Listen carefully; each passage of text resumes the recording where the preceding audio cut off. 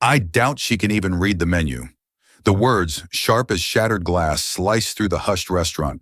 Conrad Beaumont, bloated with arrogance, aimed them at Naomi, his waitress. The air in Lael, thick with truffle oil and old money, crackled. He thinks he's won, thinks he's stripped her bare. What he doesn't see, what none of them see, is the fire in her eyes. A scholar caged, yes, but still burning. A mind brimming with centuries of history. He's about to learn that money can't buy everything, especially not quiet dignity. He's about to learn the hard way. They have no idea how her quiet kindness will change everything. Not a clue. I doubt she can even read the menu. The words, sharp as shattered glass, sliced through the hushed restaurant. Conrad Beaumont, bloated with arrogance, aimed them at Naomi, his waitress. The air in Liel, thick with truffle oil and old money, crackled. He thinks he's won, thinks he's stripped her bare. What he doesn't see, what none of them see, is the fire in her eyes. A scholar caged, yes, but still burning. A mind brimming with centuries of history. He's about to learn that money can't buy everything, especially not quiet dignity. He's about to learn the hard way. They have no idea how her quiet kindness will change everything. Not a clue. Leal existed as a carefully constructed illusion. More than just a restaurant, it was a sanctuary from the city's relentless pulse. A place where the air itself seemed infused with the hushed reverence of old wealth. Chandeliers wept Austrian crystal, casting a forgiving glow on faces lifted and tightened by the city's most skilled hands. The silverware whispered against bone china, a delicate percussion accompanying the hushed pronouncements of power brokers and socialites. Here on the Upper East Side, dining was theater, and the players knew their parts. Naomi Parker, all angles and exhaustion, moved through this stage as unobtrusively as possible. At 27, she wore the severe black uniform of Liel like a shroud, the custom tailoring doing little to disguise the weariness etched onto her face. She was a ghost in this gilded hall, a pair of hands, a polite smile, a vessel for desires both spoken and unspoken. Few saw beyond the uniform, beyond the practiced deference. They couldn't see the ghost of the scholar she once was, the woman who had breathed life into dusty archives, translating 17th century French poetry and debating the nuances of Platonic philosophy. They remained blind to the weight of her mother's medical bills, a crushing debt that had forced her to abandon her PhD candidacy for the thankless grind of the service industry. Her mother, once a vibrant history teacher who filled their cramped New Jersey apartment with books and a thirst for knowledge, now lay tethered to machines in a sterile hospital room, fighting a battle Naomi could only fund. So Naomi served. She served the hedge fund managers who nonchalantly discussed firing hundreds over $1,000 bottles of wine. She served the society wives who picked at their calorie-conscious salads and lamented the hardship of redecorating their Hamptons estates. With each placid nod, each murmured, "Of course, sir," a piece of her withered. But tonight the atmosphere was different. It thrummed with a particular brand of crude arrogance emanating from a corner booth. The corner occupied by Conrad Beaumont. Beaumont, a real estate mogul who'd bulldozed his way into the city's upper echelons, had no lineage, no refinement, only the blunt force of money. He was a skyscraper in a sea of townhouses, loud where others were discreet, dripping in ostentation where others favored subtle elegance. The gaudy timepiece strapped to his wrist likely cost more than Naomi's student loan debt, and he brandished it like a weapon. Beside him sat his latest trophy, Brittany, a woman barely older than Naomi, whose face was a frozen testament to the wonders of cosmetic surgery. She remained glued to her phone, her expression a mask of bored indifference. Completing the unholy trinity was Leland Pryor, a junior partner whose spine had seemingly been surgically removed to accommodate Beaumont's every whim. His laughter arrived a beat too early, his nods a degree too enthusiastic. George, a veteran waiter hardened by years of service, had given Naomi a pitying look when assigning her their table. "Good luck," he'd muttered. "Two-bottle Bordeaux and zero-tip kind of guy, and a sadist." From the moment Naomi approached, the performance began. "Wine list?" Beaumont barked, not even glancing at her. The snap of his fingers was a blatant insult. Naomi presented the leather-bound tome with forced calm. "Of course, sir." He scanned the list, his lips moving soundlessly as he butchered the French names. Get me! Get me the Patras, the Zo5! The S hissed into the rarefied air, a verbal desecration. Naomi's training kicked in. Her face remained impassive. An excellent choice, sir. The 2005 Petrus is a remarkable vintage. She pronounced it correctly. Petrus. The S silent, the vowels pure. It was a subtle correction, barely perceptible, but Beaumont's eyes narrowed. He had noticed. A tiny chink in his armor of perceived sophistication, the meal unfolded like a slow-motion train wreck. He complained that his steak, ordered rare, was too bloody. He rejected a side dish, declaring the asparagus limp. Each grievance was delivered with a theatrical sigh, a performance of refined taste that was entirely unconvincing. Leland, ever the sycophant, chimed in with predictable enthusiasm. Conrad, your standards are just higher. Brittany remained lost in her phone, occasionally surfacing to pout for a selfie. Naomi handled each complaint with robotic efficiency. I will have the chef prepare another immediately, sir. My apologies, sir. I will replace it at once. Her calm seemed to only fuel his ire. He was a predator who thrived on the panic of his prey, and she refused to give him the satisfaction.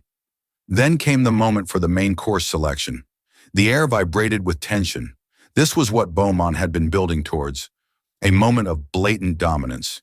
He would put the quiet, efficient waitress in her place. He scanned the menu, his finger halting on one of the most complex and traditionally prepared dishes, one rarely ordered by the restaurant's American clientele.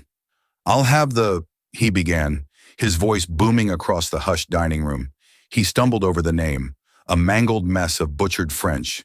The rendezvous al dejeuner. He pronounced it, rognon de veau al déjeuner. Leland chuckled, a wet, unpleasant sound.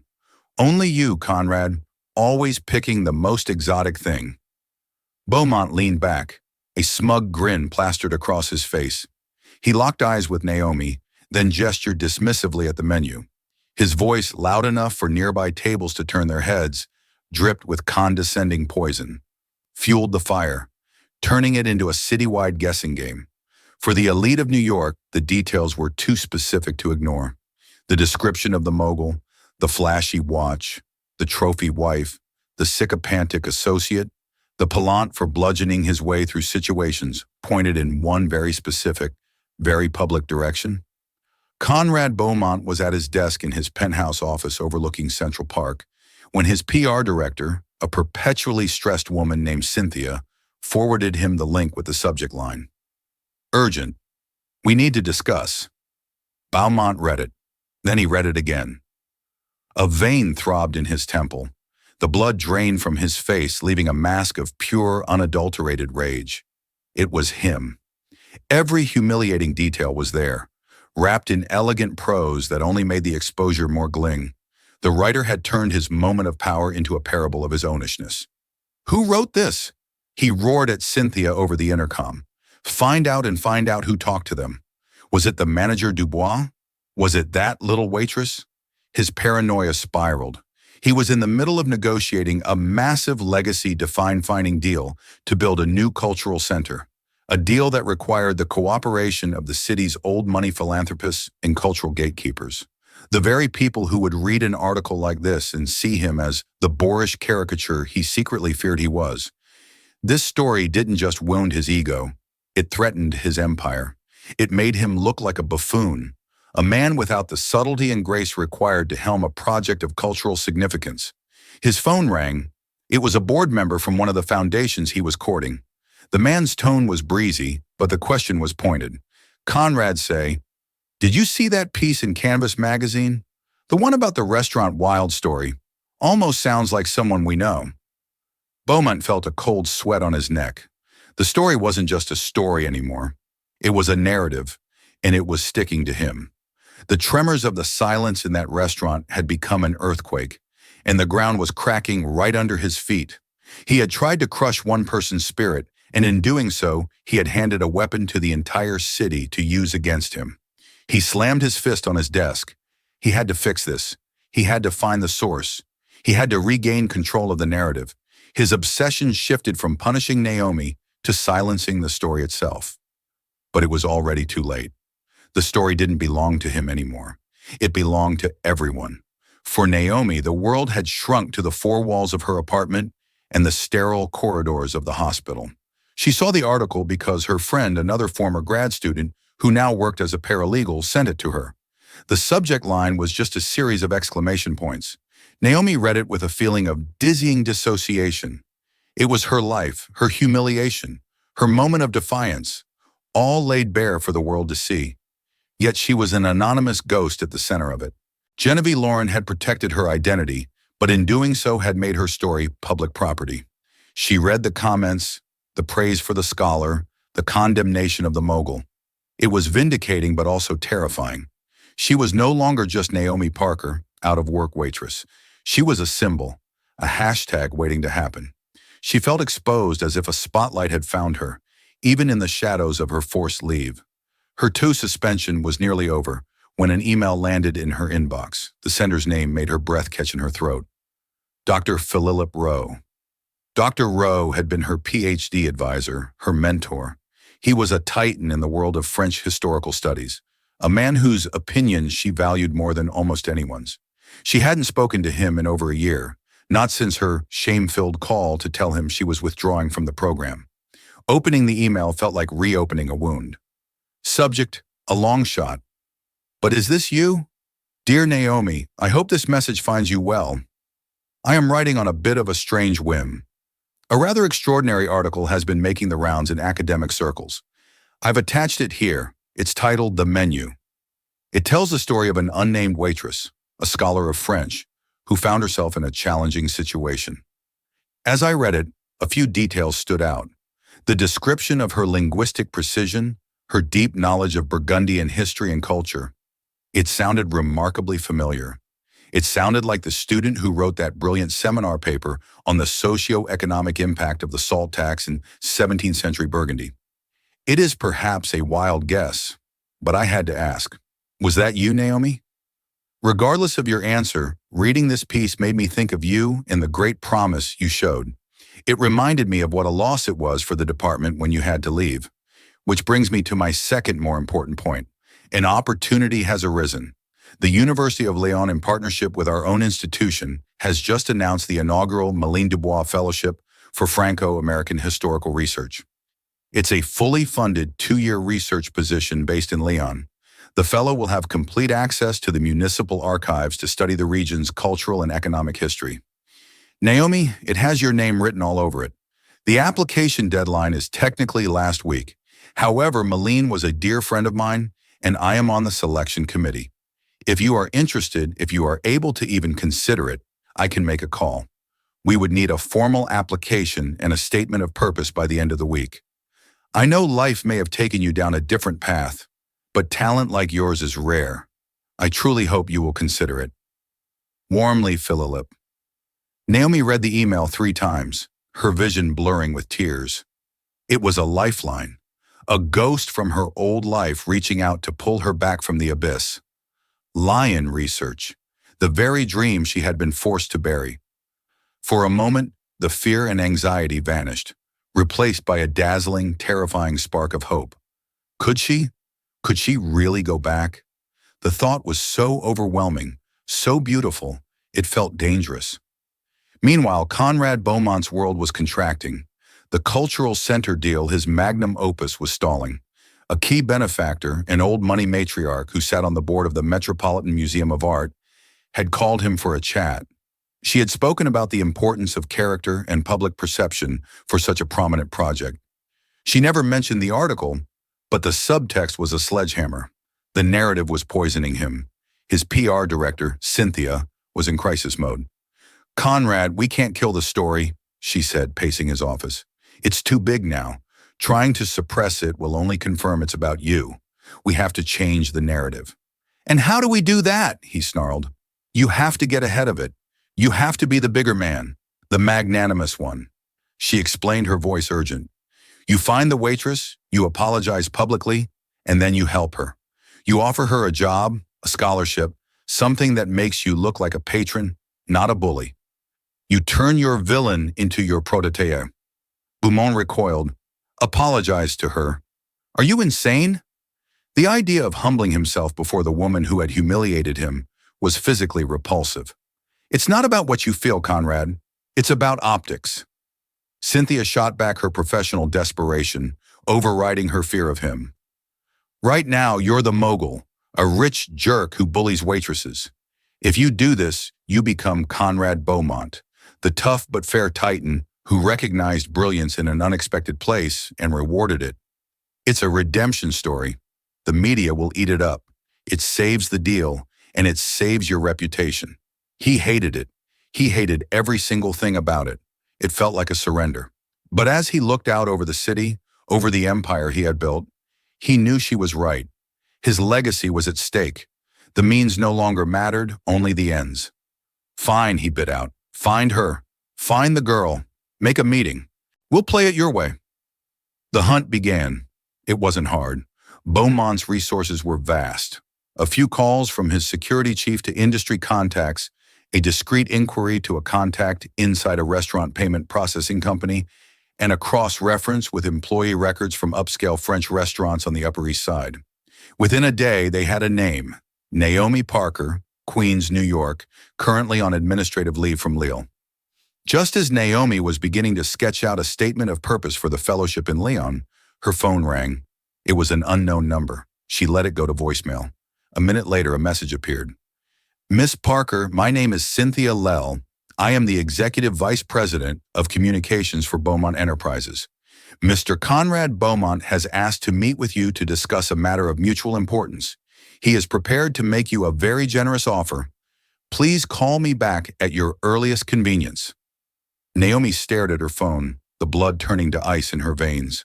He had found her. The man who had tried to break her was now reaching out with a generous offer. It felt less like an olive branch and more like the first touch of a spider's web. She now stood at a crossroads she could never have imagined.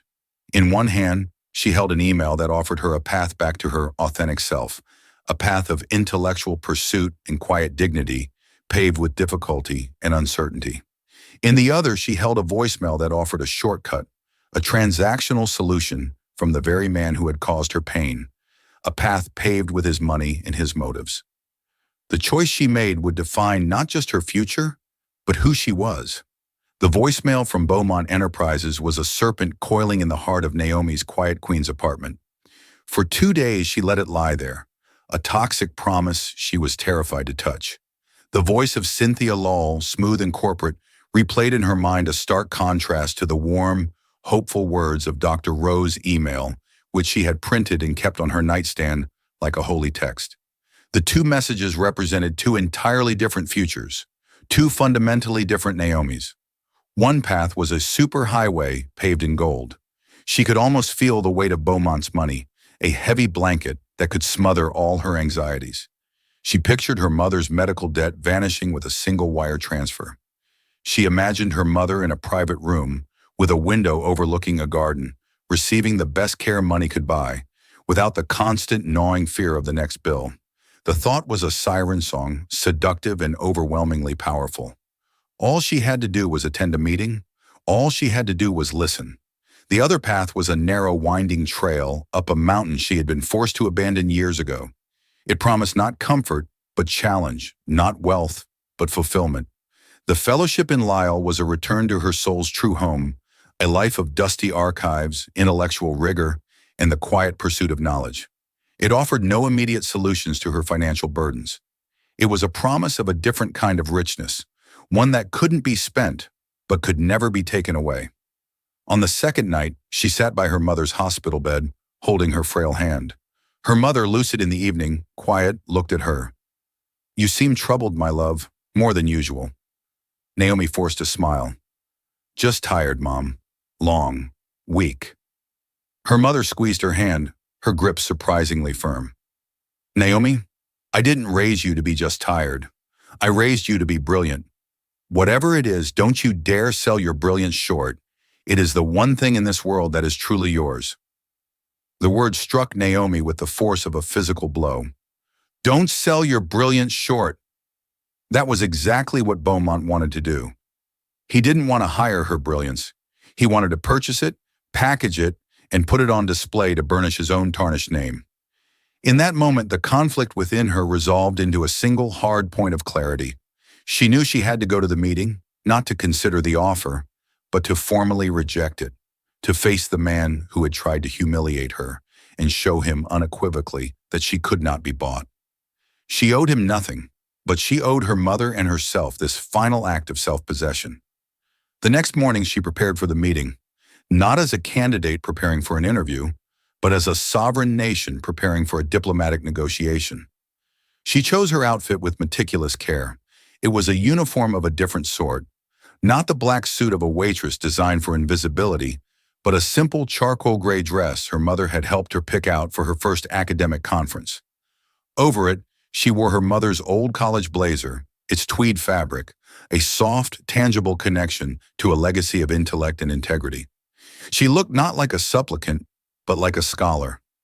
The journey into Manhattan was a journey between worlds.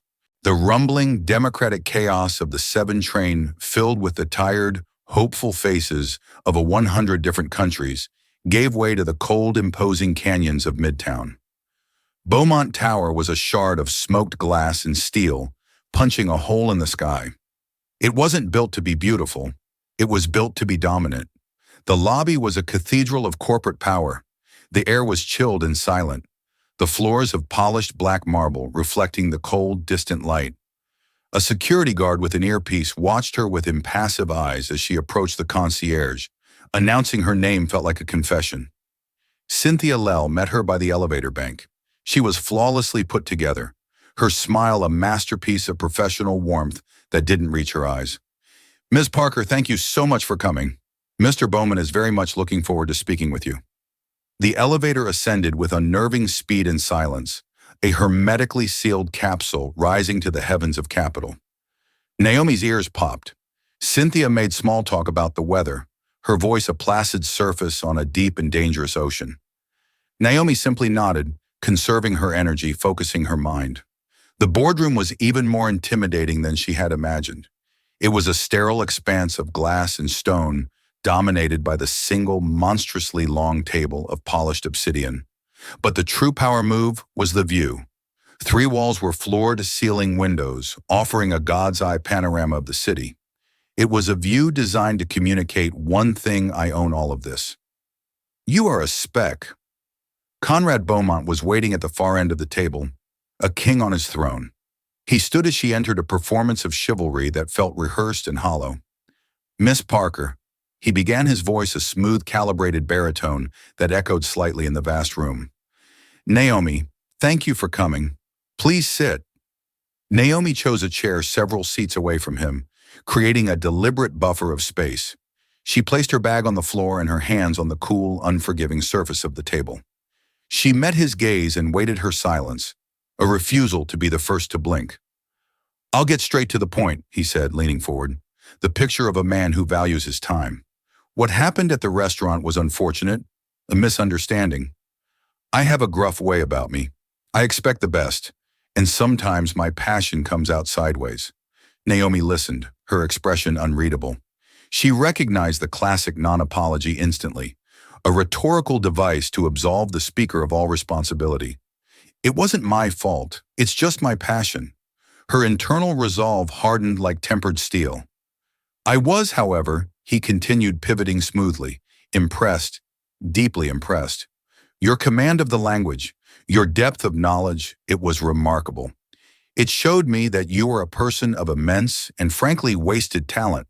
He gestured to Cynthia, who slid a sleek, leather-bound folder across the table. It stopped directly in front of Naomi. For a moment she just looked at it. The temptation was a physical thing, a low hum of electricity. "I believe that talent should be rewarded," Beaumont declared, his voice swelling with magnanimity. "I believe in lifting people up. That's why I've asked you here. I want to offer you a position at Beaumont Enterprises. We've created a new role." Cynthia chimed in, her voice bright. "Director of Cultural Liaison. You would work with our philanthropic wing, advising on our partnerships with museums, orchestras, and of course, the new cultural center. Your knowledge of European history and culture would be invaluable." Against her better judgment, Naomi opened the folder. The first page was a letter of offer. Her eyes scanned past the jargon to the bottom line. The salary was printed in bold. It was a number so large it seemed fictional, more money than her mother had made in the last 5 years combined. A wave of dizziness washed over her. That number could solve everything. It could erase the past, secure the present, and cushion the future. It was a weapon designed to disarm her will. Beaumont saw her pause. He smiled, sensing victory. The salary would be, let's say, a significant improvement on your current situation. 6 figures, full benefits, a corporate apartment in one of my buildings. We would take care of everything. He leaned back, spreading his hands. All your troubles gone. Naomi closed the folder with a soft, final click. She pushed it gently back to the center of the table. She lifted her eyes, and the doubt that had flickered within them was gone, replaced by a calm, unwavering light. Mr. Beaumont, she said, her voice even and clear, I appreciate you taking the time to meet with me, and I thank you for this document. Her formality was a shield, a wall he could not breach. But I must decline your offer. The air in the room shifted. Beaumont's smile twitched a barely perceptible crack in the facade. Cynthia froze, her professional poise faltering. This was not in the script. I think you misunderstand, Beaumont said, his tone losing its warmth, gaining a hard, patronizing edge. This is a life-changing opportunity. Oh, I understand it perfectly, Naomi replied, a newfound strength flowing into her. You have a public relations crisis born from a viral story in which you are the villain. You need to change the narrative. So you create a position for the story's heroine. You offer me a generous salary to become a symbol in your redemption story. You would parade me out at galas and board meetings, the brilliant waitress you and your great wisdom discovered and elevated. She leaned forward slightly, her gaze sharp and analytical. This isn't a job offer, Mr. Beaumont. It's a transaction, the most sophisticated form of hush money I've ever encountered. You want to purchase my silence and my compliance, and you've put a very high price on it. But my integrity was not listed on the menu that night, and it is not for sale now. Beaumont's face, stripped of its benevolent mask, was now a thundercloud of rage. The pretense was over. That's a very cynical way to look at a generous offer, young lady, he snarled. A person in your position can't afford to be so proud. The words meant to wound had the opposite effect. They ignited the last of her fear into pure focused strength. A person in my position? Naomi countered, her voice ringing with conviction. Can't afford not to be. My mother is sick. I have debts that keep me awake at night. Believe me, the money in that folder is not an abstract concept to me. It would be the easy path, but it would cost me the one thing I have left that is entirely my own. She rose from her chair, her movement fluid and certain. Standing, she was no longer a small figure at a vast table. She was his equal. You and I value different things, Mr. Beaumont. You value acquisitions, optics, control.